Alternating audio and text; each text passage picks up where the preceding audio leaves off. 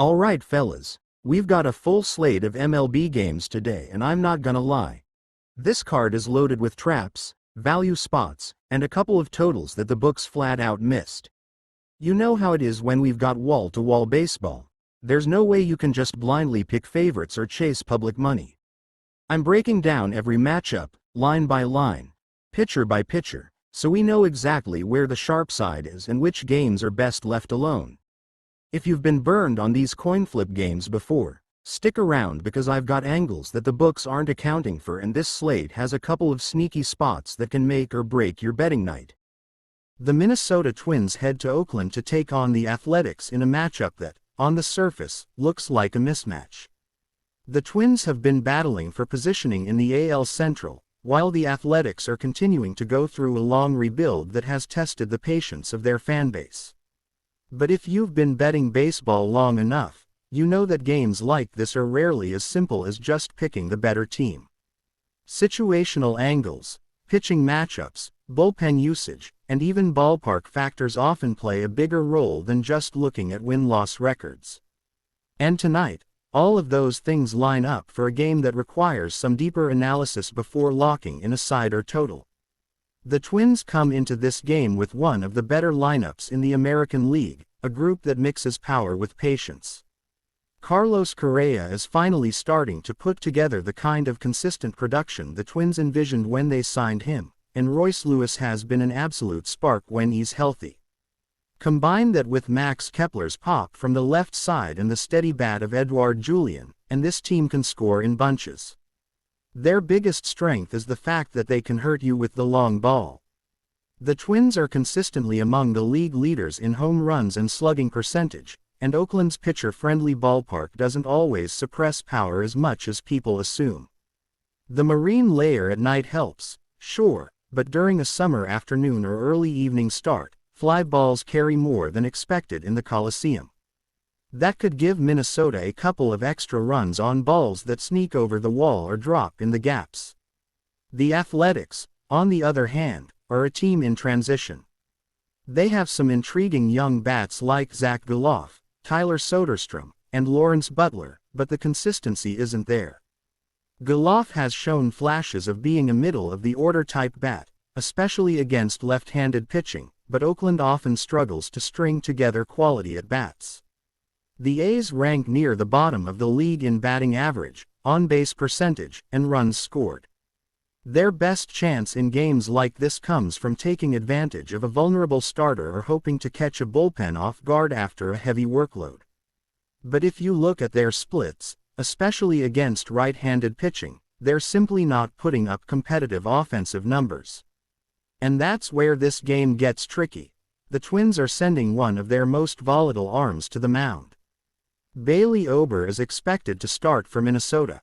Now, Ober has been sneaky good at times, sporting strong strikeout-to-walk numbers and showing command of his secondary pitches. His fastball plays well up in the zone, and when he's sharp, he can limit hard contact. But he has also been homer-prone, and that's always the danger with him. His ERA sits in the mid-threes, but his xFIP suggests he's due for some regression. Against a light-hitting team like Oakland, though, this might be one of those spots where he thrives. The Athletics don't hit velocity particularly well, and Ober's mix could carve them up for 5 or 6 solid innings. If he keeps the ball in the park, it's tough to see how Oakland manufactures enough runs to keep pace. On the Oakland side, the A's are expected to counter with J.P. Sears. Sears is a left-hander who has quietly been one of the brighter spots in their rotation. His numbers don't pop off the page, but when you look deeper, you see a guy who competes and can keep games close. His strikeout rate is respectable, and he's not a big walk guy, but he does give up a lot of hard contact. The problem here is that Minnesota crushes lefties. The Twins' right-handed bats, including Lewis, Correa, and Ryan Jeffers, have been particularly dangerous against southpaws. Sears has to navigate that lineup 2 or 3 times, and if his command isn't pinpoint, the Twins are likely going to put runs on the board early. Bullpen matchups also lean toward Minnesota. The Twins' bullpen has been steady, with Joan Duran anchoring the late innings as one of the nastiest closers in the game. The bridge to him isn't perfect. There are still some arms who can be shaky, but overall, this is a group that's much more reliable than what Oakland trots out. The A's bullpen has been among the league's worst, ranking near the bottom in ERA and WHIP. They've been prone to blowing late leads and often let games spiral out of control once the starter comes out.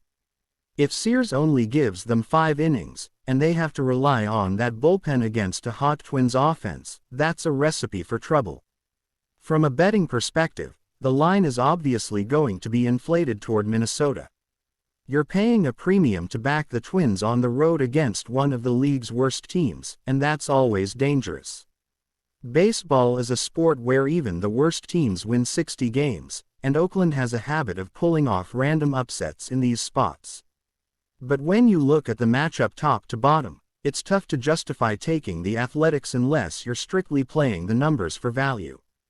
The Twins' offense against a lefty starter is a clear mismatch. Ober versus a weak Athletics lineup is another mismatch. And the bullpen comparison is night and day. So, how do you play this game without just swallowing the juice on a big favorite? You can look at the run line. Minnesota on the minus 1.5 is a much more palatable price, and given the offensive mismatch, it makes sense. You could also look at the first 5 innings, backing the Twins to lead after 5, banking on Ober outdueling Sears before bullpens even get involved. For totals bettors, the number will likely open around 8 or 8.5. That's where it gets interesting. On one hand, Ober could completely shut down the Athletics, and Sears could keep Minnesota to 3 or 4 runs through 5. On the other, if Sears gets hit hard early and the A's bullpen implodes late, the over is absolutely in play. This is where timing and market movement matter. If you see the total dip, the over becomes more attractive, but if it rises too high, the under might actually sneak into play with Ober controlling the A's bats. As far as props, Royce Lewis total bases is one to keep an eye on. He's been tearing up left-handed pitching, and Sears doesn't have an out pitch that matches well against him. Carlos Correa RBI props could also be live, especially if Julian or Lewis are getting on base ahead of him. On the Athletics side, Gelof is really the only bat worth considering. He's their one consistent threat, and if Ober makes a mistake, Gelof has the pop to take him deep. But outside of that, Oakland doesn't present much value in the prop market. Prediction-wise, the Twins should win this game. The matchup screams Minnesota, and unless they completely no-show offensively, it's hard to see Oakland putting together enough against Ober and the bullpen. Final score projection lands somewhere in the range of Twins 6, Athletics 2. That covers the run line, pushes the total toward the over, and fits the narrative of Minnesota taking care of business in a game they're expected to win. When you look at this matchup between the Kansas City Royals and the Texas Rangers, the first thing that stands out is the contrasting form these two teams have shown over the past few weeks.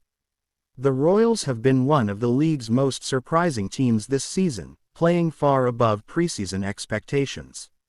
Kansas City's offense has been relentless at times, fueled by Bobby Witt Jr. turning into a legitimate MVP-level player. Salvador Perez providing veteran power, and Michael Garcia bringing energy at the top of the lineup. They're hitting well in clutch moments, and more importantly, they've been taking advantage of mistakes from opposing pitching staffs. The Rangers, on the other hand, have been a team stuck in neutral since their strong early season start. Texas had stretches where their lineup looked like it could slug with anyone, but inconsistency from the middle of their order and bullpen meltdowns have cost them several games they should have won. That's the big picture before even getting into the numbers. On the mound, we're set up for a tricky handicap because both teams come in with pitching staffs that can look dominant one day and vulnerable the next. For Kansas City, they've leaned heavily on Cole Ragans to carry their staff, and when he's on the bump, they're live against anyone. Ragans has electric stuff, routinely hitting the upper 90s with his fastball and mixing in a nasty slider that has made hitters look helpless at times. The left-hander has also been limiting hard contact, something that's going to be crucial against a Rangers lineup that can do damage if they get into hitters' counts. If Ragans is sharp, you're looking at a Royals team that could hold the Rangers in check long enough for their bats to scratch across runs against a vulnerable starter. Texas is expected to counter with someone like John Gray or perhaps a back-end arm depending on how they shuffle the rotation. Gray's season has been uneven, flashes of dominance followed by outings where his command unravels. Against a Royals team that doesn't chase much and likes to pressure pitchers on the bases, that inconsistency could be exposed. From a betting perspective, the totals market deserves attention here. Globe Life Field plays pretty neutral compared to some of the more hitter-friendly stadiums, but both of these teams have lineups capable of putting up crooked numbers. Kansas City has been cashing overs consistently because of their timely hitting and bullpen struggles. The Royals' bullpen has been one of the most volatile units in baseball. Carlos Hernandez, John McMillan, and James MacArthur have all shown flashes, but collectively, this group has blown leads and made games much more high-scoring than they should have been. Texas has the same problem. Their bullpen era is among the highest in the American League, and bettors have made money targeting overs when the Rangers' pen is expected to cover multiple innings. The full game over could be worth a serious look, especially with both of these teams prone to letting games get away late. Another angle to think about is how Kansas City has performed on the road.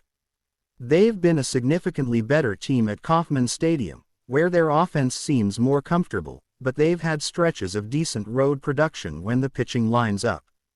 Texas, meanwhile, has been frustrating at home. Globe Life hasn't given them the home field advantage you'd expect for a defending champion, and in fact, their splits suggest bettors have been better off fading them in Arlington. If you've been blindly backing the Rangers at home this season, you've lost a decent chunk of money. Kansas City comes into this matchup as a live dog because of that, and oddsmakers continue to undervalue them even though they've been profitable for backers across multiple series this summer. Player props could be another way to attack this game. Bobby Witt Jr. has been on a tear, not just hitting for average but also with power and speed. Books are catching on, but his total bases and stolen base props are still worth monitoring. Salvador Perez has favorable splits against right-handed pitchers who struggle with command, so a Perez RBI prop could be sneaky value. On the Rangers' side, Corey Seager is always the key. When he's locked in, Texas's lineup lengthens dramatically, but when he's quiet, the entire order feels beatable. Adolis Garcia has been inconsistent, but this is the type of matchup where his power can change the game with one swing, so his home run prop might be worth a sprinkle. Keep an eye on Marcus Semien as well. He's been streaky, but his ability to get on base and score runs at the top of the order is critical for Texas to cash in. When it comes to same-game parlays, you could build a solid one around a few predictable trends. Taking over on Bobby Witt Jr. total bases combined with a Rangers hitter like Seager to record a hit could create a nice correlation play. Add in both teams to score 4+ runs, and suddenly you're looking at a parlay with real legs based on how these bullpens have performed. For those who like to chase a higher payout, adding in a home run prop from either Witt or Garcia could push that parlay into the kind of plus money territory that bettors love. Ultimately, this game feels like one of those classic August matchups where both teams' flaws could be exposed. Kansas City's bullpen is not trustworthy, Texas's lineup can go cold for long stretches, and both rotations have question marks outside of their top arms. The Royals' recent momentum and the spark from Witt give them the edge in terms of intangibles, while the Rangers are still searching for the consistency that carried them to the World Series last year. From a betting standpoint, the Royals' run line plus the over feels like the safest way to approach this one. A final score prediction would be something like Royals 7, Rangers 5, another game where both teams' pitching staffs bend and break, but the Royals' star power shines through in the late innings. The NL Central is tight, and games like this Cubs vs. Brewers matchup carry extra weight as we enter the last stretch of August. The Cubs and Brewers are fighting for playoff positioning, and both teams have been swinging between hot streaks and cold slumps over the last couple of weeks. When you're looking at this game, you're not just breaking down two lineups and two pitchers, you're talking about a rivalry that's gone back and forth for years. These are the types of matchups where one big swing, one bullpen meltdown, or one late-game defensive mistake can change not just the outcome of this game, but potentially the way the division looks heading into September. The Cubs send Justin Steele to the mound, and Steele has been one of those steady left-handers you can usually rely on. His ERA sits in the low threes, and when you peel it back, his home road splits show he's been more effective at Wrigley than on the road. But Milwaukee is a ballpark where lefties can actually find some success. Steele works heavily off his fastball and slider combo, and the Brewers lineup doesn't exactly crush left-handed pitching. In fact, over the past month, Milwaukee ranks bottom 10 in MLB against lefties in ops and slugging. They've been leaning heavily on Christian Yelich and William Contreras to carry the load, but the depth just hasn't been there. Guys like Willie Adames and Rhys Hoskins have been inconsistent, and when the Brewers get runners on, they're not cashing in at the same rate as playoff-caliber teams. On the flip side, Milwaukee is throwing Freddie Peralta, and this is where it gets interesting. Peralta is a strikeout machine when he's locked in. His K rate is one of the best in the National League, and he's got that wipeout slider that makes right-handed hitters look lost. The Cubs lineup, though, is one that doesn't shy away from working counts. They're top 10 in walk rate, and when Peralta gets himself in trouble, it's usually by giving up free passes early and then getting burned by a mistake pitch later in the inning. Chicago has been leaning on Nico Horner and Cody Bellinger at the top of the order, and Seiya Suzuki has quietly been one of the more productive hitters over the past 6 weeks. This Cubs lineup isn't explosive like the Dodgers or Braves, but they're disciplined and opportunistic. Against a pitcher like Peralta, that can be the formula to grind out a couple of big innings. When you talk about bullpens, the Brewers have been one of the most reliable in baseball. Devin Williams at the back end has been lights out when healthy, and Milwaukee has consistently pieced together middle innings with a mix of power arms and matchups. That's been their bread and butter the last couple of seasons, and it's why they've been able to win games even when the offense isn't producing. The Cubs' bullpen, on the other hand, has been more of a roller coaster.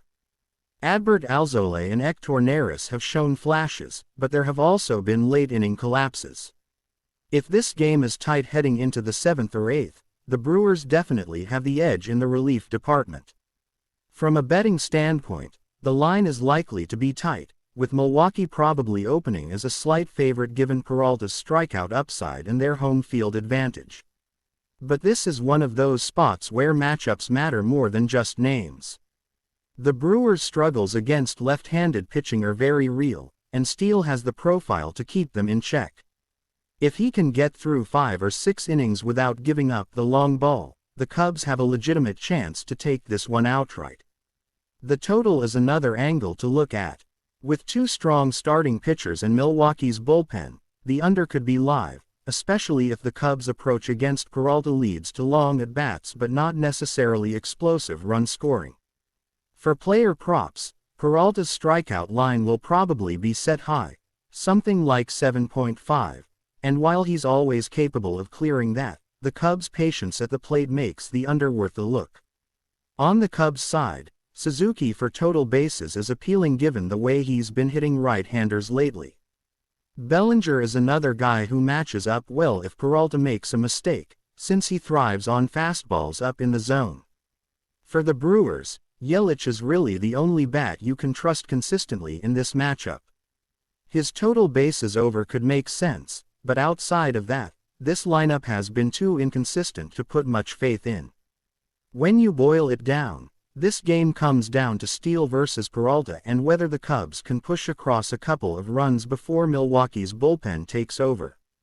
The Cubs lineup has the discipline to frustrate Peralta, and Steele has the skill set to neutralize a Brewers team that hasn't been hitting lefties. That's why I lean Cubs here, even though it won't be comfortable. I expect a tight, low-scoring game with both pitchers keeping things in check, but the Cubs' ability to string together quality at-bats might be the difference. Final score prediction: Cubs 4, Brewers 3. Chicago sneaks one out on the road, and it's another reminder that Milwaukee needs more than just good pitching if they want to separate themselves in the NL Central. The Dodgers and Rockies may play in the same division, but you'd hardly know it by looking at how these teams stack up. Los Angeles is sitting on top of the National League like a heavyweight contender, and Colorado is dragging through another season where it feels like they're just trying to survive. On paper, this looks like a complete mismatch, but those are the games you've got to look at the closest because baseball is a game of variance, and if you just blindly back the powerhouse every night, you're going to lose money long-term. That being said, let's dig into the pitching matchup, the offensive splits, and what kind of edges we can actually find in this game. The Dodgers are lined up to go with Gavin Stone, who's been one of their breakout arms this year. He's given them depth when they've needed it most and has been a stabilizing presence. Stone has been very efficient, not overpowering in terms of strikeouts but consistent with weak contact and pounding the zone. He keeps the Dodgers in games, and with the kind of lineup backing him, that's more than enough most nights. On the other side, the Rockies are expected to roll with Dakota Hudson, and this is where the gap really shows. Hudson is a sinker-heavy pitcher who pitches to contact, but he doesn't miss bats, and his command can go sideways quickly. When you face a lineup like the Dodgers that's stacked 1 through 9 with patient hitters who can take advantage of mistakes, Hudson's margin for error shrinks to almost nothing. Looking at the numbers, the Dodgers have one of the best defenses in baseball against right-handed pitching. They rank near the top in ops, WRC+, and walk rate, which is exactly the kind of profile you want to fade a low strikeout, pitch-to-contact guy like Hudson. Betts and Freeman set the tone early, but this isn't just a two-man show. Will Smith, Max Muncy, Teoscar Hernandez, and even James Outman give them power throughout the order. What makes this lineup even more dangerous is that they're patient, they don't chase, and they'll grind out at bats, which drives up pitch counts. That's how they get into bullpens early and then feast on middle relievers. For Hudson, even if he gets through the first couple of innings without damage, it's unlikely he'll survive the third time through the order, and that's where games like this can really open up. The Rockies' offense, on the other hand, is always a tale of two worlds. At Coors Field, they can look dangerous because of the altitude, but on the road, they're one of the worst hitting teams in baseball. This game being in Los Angeles, it takes away their one true advantage. Away from home, the Rockies rank near the bottom in almost every offensive category: batting average, slugging, ops. Guys like Ryan McMahon and Ezequiel Tovar are decent pieces, but this lineup has no depth and no real threats to scare pitchers consistently. Against someone like Gavin Stone, who throws strikes and keeps the ball in the yard, it's hard to see Colorado manufacturing enough runs to make this interesting. From a betting perspective, the market is going to be heavily tilted toward the Dodgers, and rightfully so. The money line is probably going to be in the -250 to -300 range, and that's just not playable straight. This is where you've got to look at alternate angles. The run line is the first obvious choice. Los Angeles is the type of team that doesn't just win, they win comfortably, especially against bottom-tier competition. The Dodgers have been covering the run line at a solid clip, and when you put Hudson against this lineup, it screams potential blowout. The other angle I'd consider is the Dodgers team total. Books may set it at 5.5 or 6, but given the matchup, it's absolutely live. Hudson has been giving up hits in bunches, and this Rockies bullpen is one of the worst in baseball, bottom 3 in ERA and WHIP, which means even if Hudson limits damage early, the Dodgers have plenty of chances to put up crooked numbers late. For props, Freddie Freeman is always a good look when facing sinkerballers because he covers the plate and drives the ball to all fields. Over 1.5 total bases is always in play with him. Mookie Betts, Same thing, but he also offers home run upside because he's been pulling more balls in the air this year. Teoscar Hernandez is another name I'd circle. He's streaky but has the kind of raw power that can punish a mistake from Hudson or a soft-tossing reliever. On the strikeout side, Gavin Stone isn't a big strikeout guy, so I wouldn't chase his over blindly, but against a Rockies lineup that doesn't draw many walks, he might be able to sneak over his number if it's set low, like 4.5. The total for the game will probably be around 9 runs, and this is where you've got to think carefully. The Rockies' offense doesn't scare me at all away from Coors, so their contribution might be limited to 2 or 3 runs max. That means if you're going to hit the over, you're relying heavily on the Dodgers to do the heavy lifting. It's possible they clear it on their own, but it's always risky when you're banking on one team to carry a total. For me, I'd rather isolate it with a Dodgers team total over or just stick to the run line. So, how does this game play out? I see the Dodgers controlling it from start to finish. Stone gives them 6 solid innings, maybe 1 or 2 runs allowed, and then turns it over to a bullpen that's been lights out all year. On the other side, Hudson struggles early, maybe bends but doesn't completely break in the first couple innings, but eventually, the Dodgers get to him and blow it open by the middle innings. From there, it's just piling on against a shaky bullpen. The Rockies don't have the firepower to claw back, and this feels like one of those 7-2 or 8-3 Dodgers wins where the run line is never really in danger. Final prediction for me: Dodgers minus 1.5 is the best play. Dodgers team total over 5.5 is worth a look, and if you're looking for props, target Freeman, Betts, and Teoscar for total bases or even home run shots. Colorado's bats just don't travel, and against a solid arm like Stone, they're not the ones you want to rely on. This isn't a game you overthink.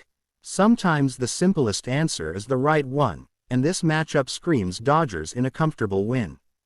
Nationals vs. Mets on August 21st is not just some random NL East matchup. This is 2 teams sitting in completely different spots but both having something to prove. Washington, a team that's been scrappy all year, playing the underdog role, constantly undervalued in the betting market. The Mets, they're that team everyone expects to flip the switch because of talent, payroll, and market size, but more often than not, they just leave bettors frustrated. So when you line this one up, you gotta look past the logos and the hype and really dig into the numbers, the matchups, and the recent form because this game could be one of those sneaky value spots on the card. Washington's biggest asset right now is their offense against lefties. They're not blowing the doors off the ball, but they consistently put the bat on it, don't strike out a lot, and manufacture runs. The Nationals are top 10 in batting average against southpaws, and if the Mets throw out a lefty here, that becomes a serious angle to exploit. Lane Thomas, C.J. Abrams, and Joey Meneses have been holding down the middle of that order, and while none of them are MVP candidates, together they put enough pressure on pitchers to create opportunities. This lineup doesn't scare you, but it does grind, and against a Mets bullpen that has been flat-out unreliable, that grinding style plays well in the late innings. Washington has also shown a surprising ability to hang around in close games. That's where the betting value comes in. This is a team that covers run lines, a team that cashes tickets in situations where the public fades them. Now, let's talk pitching. The Nationals' rotation has been hit or miss, but the projected starter here is a guy who's been better than people realize. They're not dealing with an ace, but they are getting competitive innings out of guys like Jake Irvin and Mitchell Parker, who have been steady against average lineups. These guys are eating innings, limiting walks, and giving Washington a chance to win. Against a Mets team that's inconsistent at the plate, that kind of profile is actually dangerous. The Mets have a tendency to disappear offensively for stretches, and that's where Washington finds themselves in games they shouldn't be. The key with Washington pitchers has been limiting damage with runners in scoring position, and lately, they've been sharp there. This isn't elite pitching, but it's competent, and that's often enough when you're cashing tickets on dogs. Switching sides, let's break down the Mets. Offensively, it's the same old story. They've got Pete Alonso, who's a constant home run threat, Francisco Lindor, who's been streaky but still produces in spots, and guys like Brandon Nimmo who grind out at bats. On paper, this is a top-heavy lineup that should consistently score, but in reality, they're mid-tier in runs scored, and their situational hitting has been awful.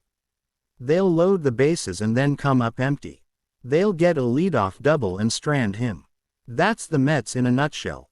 The ceiling is high, but the floor is low, and that volatility makes them a nightmare to back at heavy juice.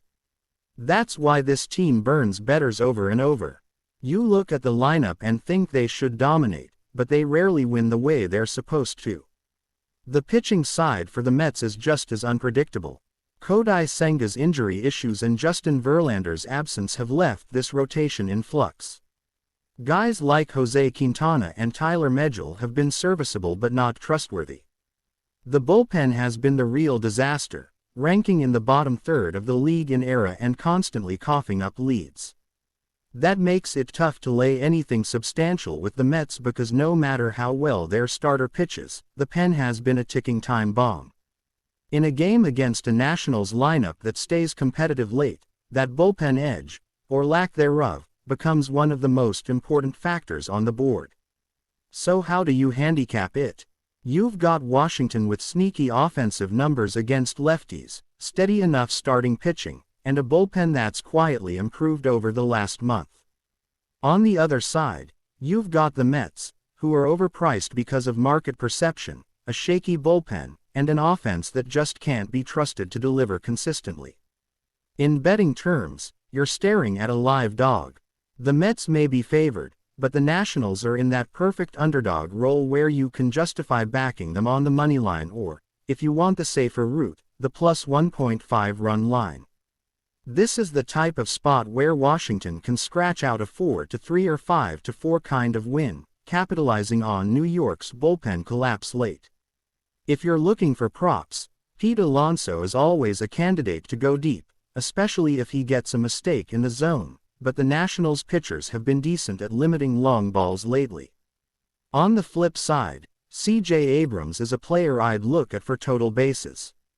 He's been seeing the ball well, and he brings that speed element too, which makes him dangerous even when he doesn't square one up perfectly. A sneaky prop angle is stolen bases. The Nationals run a lot, and if the Mets roll out a pitcher with a slower delivery, guys like Abrams or Lane Thomas could steal a bag. That's a plus money angle worth exploring. Final prediction on this one. It's not going to be pretty, and it's not going to be some offensive explosion. This game has grind it out written all over it. The Nationals are live here, and I wouldn't be shocked to see them take it outright, something like 5-4. If you want to play it safe, the plus 1.5 run line is rock solid, but if you're looking for value, sprinkle that Washington money line. The Mets are simply not trustworthy laying chalk, and this is one of those games where the wrong team could be favored. Nationals are the side with value, and if the bullpen holds up, this could cash nicely. The Padres and Giants meet once again in an NL West clash that might not carry the same headlines as a Dodgers series, but it still has betting value written all over it. San Diego enters this matchup stuck in that frustrating middle ground where their roster screams potential, but their record screams inconsistency. They've had stretches where the lineup looks dangerous with Machado, Tatis Jr., and Soto setting the tone, but they've also gone completely flat against average pitching. The Padres have been hovering around that .500 mark for weeks now, and their inability to close the gap in the standings is directly tied to streaky offense and bullpen collapses. On the other side, the Giants are the ultimate team that stays in the fight. They're not as flashy as San Diego, but they find ways to hang around with timely hitting and scrappy at-bats. San Francisco isn't built to slug teams out of the ballpark every night, but when you look deeper, they excel at putting pressure on pitchers, working walks, and capitalizing on mistakes. Their lineup features versatile bats like Thairo Estrada and Wilmer Flores, who might not scare you with raw power, but they deliver when needed. Add in young guys contributing in spurts and veterans holding steady, and suddenly the Giants are always a threat even when they appear overmatched on paper. The pitching matchup here is where the game gets really interesting. The Padres are expected to send Michael King to the mound, who has been one of the more versatile arms in baseball. Transitioning from the Yankees bullpen to a starting role with San Diego hasn't been the smoothest ride, but King's strikeout upside is real.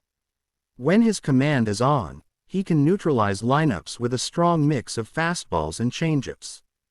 However, command lapses have been an issue, leading to walks and inflated pitch counts. That's something the Giants' lineup is well suited to exploit because they thrive on extending at-bats and forcing pitchers into mistakes. For the Giants, it's projected to be Kyle Harrison, the young lefty who has shown both promise and growing pains this season. Harrison's stuff is electric when he's locked in, but as with most young pitchers, consistency is the issue. He has shown flashes of dominance, especially against lineups that struggle versus left-handed pitching, but he's also been tagged when his fastball command deserts him. The Padres' right-handed bats like Machado and Tatis Jr. will view this as a great opportunity to pounce early if Harrison falls behind in counts. The key for Harrison is keeping the ball in the yard, because San Diego has punished mistakes when they're hunting fastballs in hitters' counts. When we start talking betting angles, the first place to look is the total. With both King and Harrison, you've got volatile starters who can either deliver 6 innings of quality work or be chased early. That creates potential for runs, especially considering both bullpens are shaky. San Diego's pen has blown multiple late leads this season, and the Giants' bullpen, while gritty, has been stretched thin with injuries. If either starter runs into trouble in the middle innings, this game could open up quickly. That's why the over has some appeal, even in a pitcher-friendly park like Oracle Park. Props are worth exploring here too. Strikeout props for Michael King might be interesting since his swing-and-miss stuff can rack up Ks even in shorter outings. However, with the Giants' patient approach, there's a chance he struggles to go deep in the game while still striking out a handful. On the other side, Harrison's strikeout numbers are inconsistent, but given that the Padres' lineup can chase against lefties, there's upside for him as well. Another angle to attack could be total bases props for Fernando Tatis Jr. or Manny Machado, both of whom have favorable matchups against left-handed pitching. In terms of the side, this game feels like one of those spots where the casual bettor leans Padres because of the star power in their lineup, but the Giants at home in Oracle always deserve respect. San Francisco has made a living this season winning games exactly like this, games where the other team looks better on paper, but the Giants grind out at bats, get strong situational hitting, and let their bullpen scrap its way through.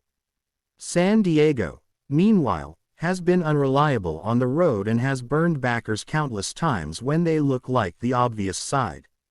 For same-game parlays, one way to structure it is to lean into offense showing up here. Something like both teams scoring at least 3 runs, a Tatis Jr. hitter total bases, and King over 5 strikeouts gives a balanced angle that plays into how these teams match up. If you're more risk-seeking, pairing a Giants moneyline with a Harrison strikeout over and Machado total bases prop has potential at plus money. When it comes down to making a call, this one screams value on the Giants' side, especially if they're catching plus money at home. San Diego's inconsistency is too much to ignore, and Harrison, despite being volatile, has the tools to keep them in check. Factor in that the Giants are more disciplined at the plate, and it sets up well for them to force King into a short outing and test the Padres' bullpen. Final prediction: Giants 5, Padres 4.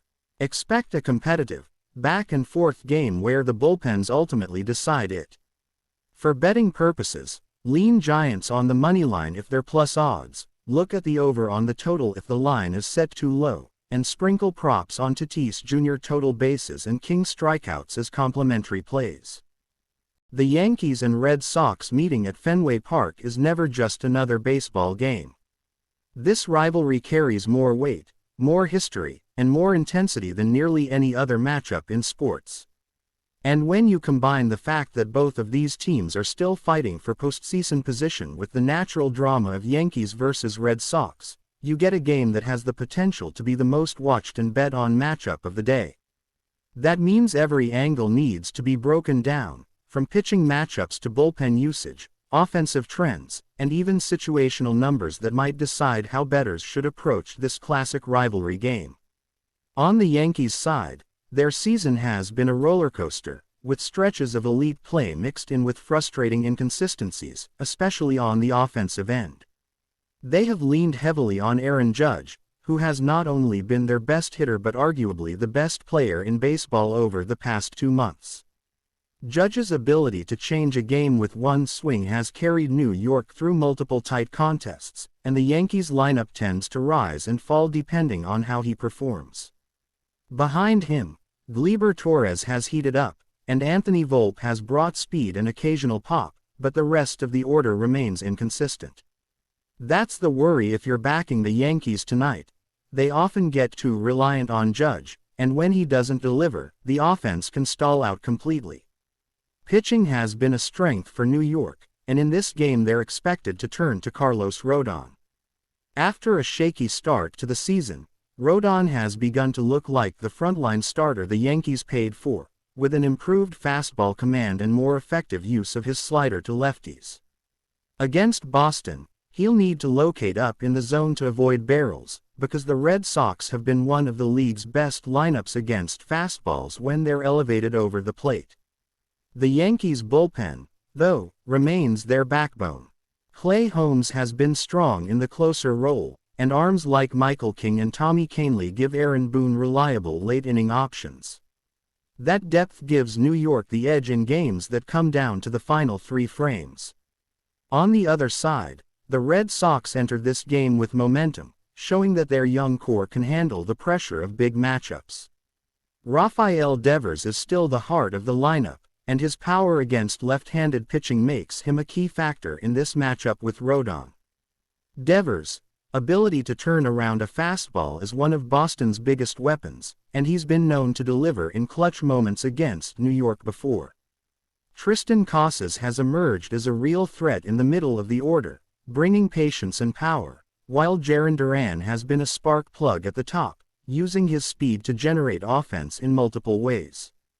The Red Sox have been streaky this season, but when their lineup gets rolling, they can put up crooked numbers in a hurry. Boston's pitching staff has been harder to trust. Cutter Crawford is expected to get the ball, and while he has shown flashes of dominance, he's also been vulnerable when he loses command of his cutter. Against a power-heavy Yankees lineup, that margin for error becomes razor-thin. If he allows too many base runners early, the Yankees have the kind of hitters who can cash in with long balls. The Red Sox bullpen has also been volatile, with closer Kenley Jansen dealing with bouts of inconsistency. They've had to mix and match late in games, and that instability makes it difficult to back them confidently in a close contest. From a betting perspective, the line will almost certainly be shaded toward the Yankees, given public money tends to flow their way, especially in a rivalry game.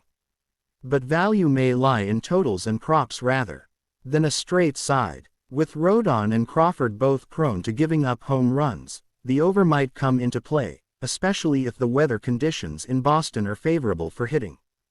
Judge and Devers are the obvious home run prop targets, but Volpe for New York and Casas for Boston offer intriguing plus money opportunities to leave the yard as well. A same-game parlay featuring Judge total bases, Devers RBI, and the over could be a sharp way to approach this matchup if you don't want to pick a side. The rivalry angle is also worth mentioning because Yankees-Red Sox games rarely go as expected. There's always a chance that role players end up being the difference, whether it's someone like Alex Verdugo coming through with a big 2-out double or Giancarlo Stanton finally connecting on a mistake pitch after weeks of struggling. The emotional intensity of this matchup has historically produced chaos, and bettors need to be prepared for late-game swings and unexpected heroes. In the end, this feels like a game where the bullpens and late-inning execution decide it. The Yankees have the more trustworthy relief arms, and Judge is in such a locked-in groove that it's hard to pick against him in a primetime rivalry spot. The Red Sox can absolutely win if Crawford delivers 5 or 6 strong innings and Devers punishes a mistake or two from Rodon, but the more likely outcome is New York finding a way late. Something like a 6-4 Yankees win feels right, with Judge delivering another signature moment at Fenway and the bullpen slamming the door. Alright, let's lock in on this Orioles vs Astros matchup for August 21st. This is Game 8 on the slate and it's got that perfect mix of playoff-level tension and betting value. The Orioles have been one of the most consistent teams all season, proving that last year's rise wasn't a fluke. They're sitting comfortably near the top of the American League, led by their young core of Gunnar Henderson, Adley Rutschman, and a bullpen that seems to never run out of gas. But when you look at this matchup against the Astros, the storyline shifts. Houston has been clawing their way back into contention, and while they're not the same dominant dynasty they've been in past years, they still have that swagger. The difference is they're fighting every night to stay relevant in the AL West while also scrapping for a wild card spot. That creates a dynamic where Baltimore is looking to solidify home field advantage in the postseason while Houston is in pure desperation mode. The Orioles are sending out one of their stronger arms in this game, which is exactly why the books opened this line with them as short road favorites. The pitching matchup favors Baltimore on paper. The Orioles starter has kept hitters off balance all season with elite strikeout stuff, mixing a mid-90s fastball with off-speed pitches that generate weak contact. Against an Astros lineup that hasn't been nearly as explosive as years past, that's a recipe for success. The key, though, is how Baltimore navigates Houston's top guys like Kyle Tucker, Yordan Alvarez, and Jose Altuve. If the starter can get through the first couple times through the order without damage, that sets up the back half of Baltimore's bullpen to close the door, and that's where they've been elite. For Houston, the pitching situation is where things get dicey. Their rotation has been patchwork all year due to injuries, inconsistencies, and heavy reliance on their bullpen. Whoever they roll out in this spot is going to face a tough challenge against an Orioles lineup that grinds at bats. Gunnar Henderson is having a monster season, and Rutschman is the kind of hitter who forces pitchers to work every single pitch. Add in Anthony Santander's switch-hitting power and you've got a lineup that can score in bunches. What makes Baltimore especially dangerous is they don't rely on one guy to carry the offense. Anyone in the top 6 can change the game with one swing. Against an Astros staff that's been prone to giving up crooked numbers, that's a serious problem. From a betting perspective, this game offers some strong angles. The Orioles have been one of the best road teams in baseball this year, and they're profitable against the moneyline in spots like this where they're short favorites. You also have to consider their bullpen edge late in games, which makes the full game moneyline more appealing than just isolating the first 5 innings. On the flip side, the Astros have been solid at home historically, but this season has been different. They've dropped a surprising number of games at Minute Maid Park, and their inconsistency makes them a tough team to back unless the line is inflated. Here, with Baltimore priced affordably, the value is clearly on the Orioles. Player props are also worth targeting in this game. Gunnar Henderson's total bases prop has been cashing at a ridiculous rate, and against Houston's shaky pitching, that's one to circle. Rutschman is another guy who matches up well in terms of on-base potential, so looking at his hits plus walks prop makes sense. For Houston, Kyle Tucker is probably their best bet to do damage, especially given how well he's hit left-handed pitching. His home run prop could hold some sneaky value, but it's more of a long-shot play compared to the safer Baltimore angles. The total in this game is where things get interesting. The books are likely to hang a number around 8.5, and that's where the decision gets tough. If Baltimore's starter pitches to his ceiling, this game could easily stay under with a 5-2 type of finish. But if Houston's bullpen implodes or their starter doesn't last long, you could see the Orioles explode offensively. That makes the over a live option, especially if you think the Orioles will control this matchup. Personally, I lean toward the Orioles bats putting pressure on Houston early and often, so I'd be more comfortable on the over than the under. When it comes to building same-game parlays, you can piece together some sharp legs here. Start with Orioles moneyline as the anchor. Add Gunnar Henderson over 1.5 total bases, Rutzman to record a hit, and maybe sprinkle in Santander to score a run. On Houston's side, including Kyle Tucker to record a hit balances it out. That kind of SGP sets you up for a plus money payout without relying on something crazy to hit.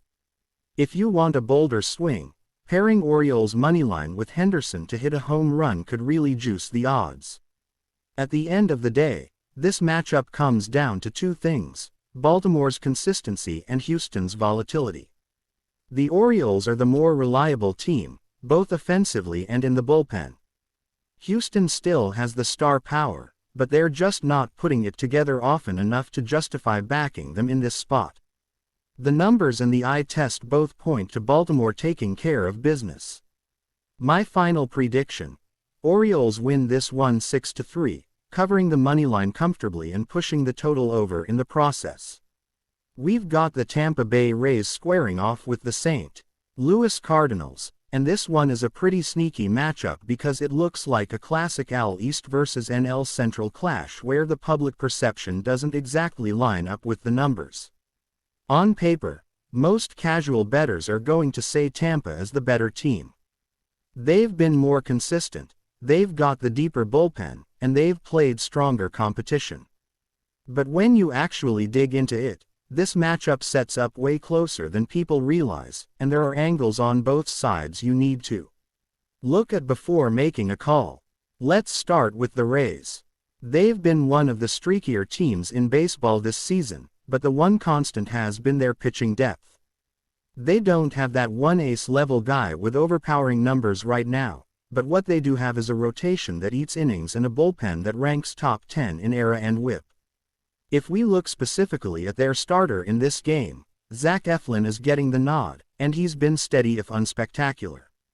His road ERA is sitting north of 4.00, and while his strikeout-to-walk ratio is strong, he does give up contact. That's something to keep in mind because Busch Stadium plays differently than Tropicana Field. It's a bigger ballpark, not as homer-friendly, so some of the loud contact that usually leaves the yard in Tampa might stay in play here. That could help Eflin, but it also means the Cardinals are going to have opportunities to string together doubles and singles if they're patient. Now on the other side, the Cardinals have had a weird year. They've been underwhelming compared to expectations, but when you break it down, they're still very much alive in that NL Central logjam. Offensively, they're still dangerous.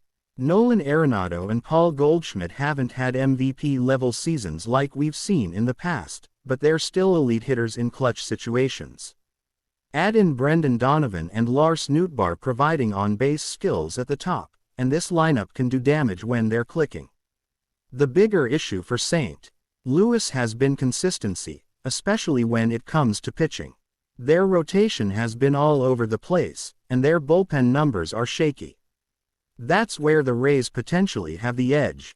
But here's where it gets interesting.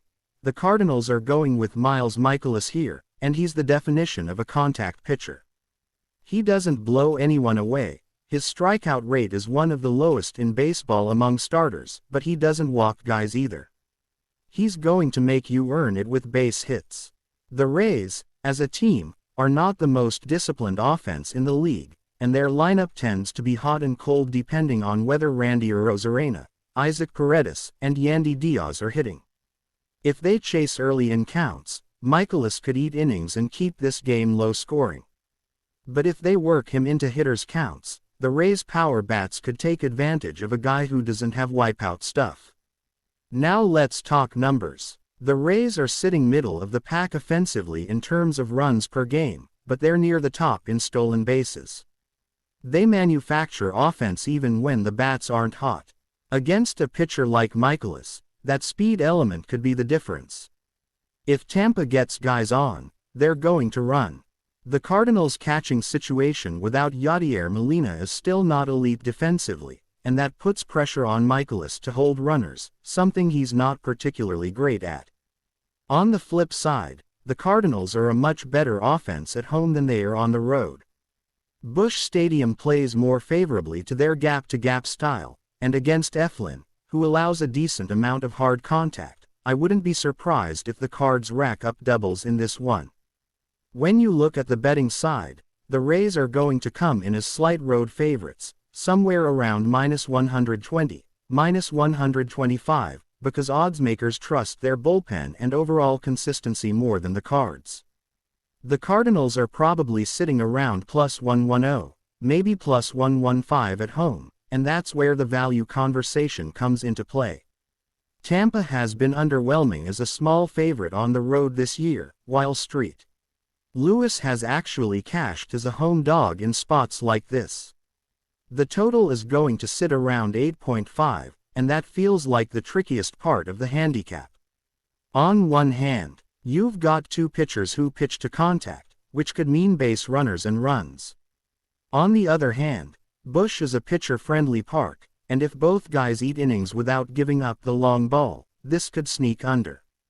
If I had to lean into props here, I'd look at Yandy Diaz for total bases because of how well he matches up with soft-throwing righties like Michaelis. I'd also keep an eye on Arenado RBIs because Eflin is weaker against right-handed hitters, and Arenado's bat tends to heat up at home. From a team totals perspective, Tampa over 4 runs is interesting because of the bullpen situation in St. Louis, but I wouldn't rule out St. Louis scraping across 3 to 4 runs themselves against Eflin. This feels like one of those games where the team that wins is probably doing it 5-3, 5-4 type scoreline. So where do I land? This isn't one of those spots where I'm hammering a side with confidence, but if you're making me pick, the value is on the Cardinals at home as a dog. The Rays are more reliable overall, but in baseball, spots like this are where underdogs cash. Tampa is the sharper, sexier pick, but Busch Stadium is tough to win in when St. Louis has their lineup intact. My lean is Cardinals moneyline for the value, and for the total, I'd slightly lean under 8.5 just because of the park and the fact that both pitchers have the ability to go 6 innings and limit the damage. If you're rocking with me and you want more of these breakdowns every single day, make sure you smash that subscribe button, drop a like, and let me know in the comments which plays you're riding with tonight. I'll be tracking all my picks on the channel so you can see exactly how we do long-term, not just cherry-picking wins. This is Beyond the Box Score, where we dig deeper than the public trends and casual betting talk. Let's cash these tickets together.